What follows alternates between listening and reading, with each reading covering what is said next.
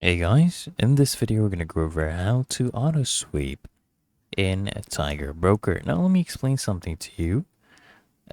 Tiger Broker's auto invest feature, it does not directly offer an auto sweep function to, automatically transfer the funds from a linked bank account to the Tiger Prime account for investment.